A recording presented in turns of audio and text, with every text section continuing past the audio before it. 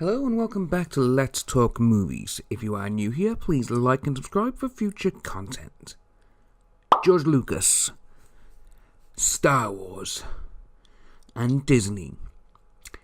So, this morning I wake up and I see a link on my phone has been sent to me by one of my friends.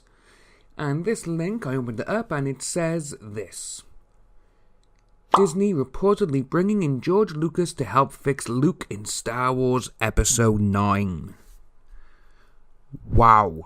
So, what we have is, it sounds like Disney, in a precarious position now after the disaster of Solo, a Star Wars story, are seeking help from someone who knows Star Wars like none other. Yep, the latest word on the Episode 9 rumour mill is that none other than George Lucas has been brought on board to help polish up the script and guide J.J. Abrams down the right path as he puts the finishing touches on the finale to the Mouse House's new trilogy. The movie will be a make-or-break release for the studio, after all, thanks to the unfairly mangled Last Jedi and the fairly mangled Solo. And it makes sense that they're now doing everything they can to win back fans who might be finding themselves a little Star Wars'd out at the moment. So, biggest issue with all this, again, is obviously you've had interviews, you've had people. The only person who came out in the interview and said that he wasn't playing Luke was actual Luke actor, Mark Hamill. He said he wasn't playing his Luke. He wasn't playing the Luke that he played 40 years ago. And obviously it was Rian Johnson who made Luke into a pissed off hobo, basically. But now with this, bringing on George Lucas, it's almost like Disney are a little bit like, right, okay, you know what, we fucked up with The Last Jedi. Maybe if we bring in George Lucas, he maybe have some cool ideas for us. He may be able to help us, who knows? However, obviously, it does carry on with, we advise taking this with a grain of salt as the intel comes from Express, who classify it as a rumour. But according to them, Lucas has had a hand in numerous sequences in fine-tuning some of the legacy characters and their interactions with some of the sequel trilogy characters.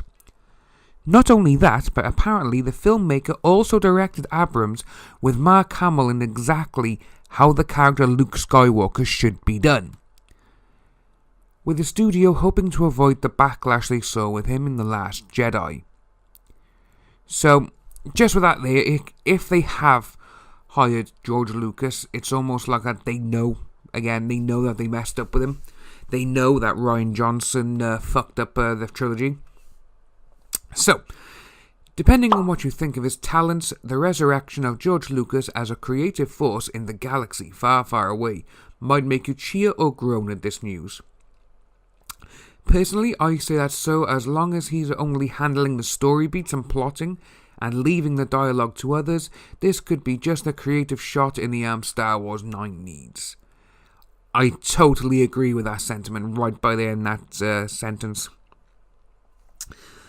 Because, well, the prequel trilogy, the dialogue was a bit wooden one there. But you know what? I still enjoyed the prequels because I was a kid when they came out. So, when Episode 1 came out, I was 13, you know, and up until then, all I saw the old ones were when they were on ITV over here in the UK, and I had them on video. Then obviously, in 1997, you had the re-release on special edition video with scenes added back in, so I had them. I had tons of them, you know, so this is good, so it is good news, I think. I think it's actually brilliant that if they are bringing back George Lucas, then all the more for him. I think that's brilliant, because that's exactly what this trilogy needs. They need to bring someone in who knows the actual history and the story of what these characters are. But we'll have to wait and see. So, again, if you are new here, please like and subscribe, hit that notification bell, and we'll see you soon.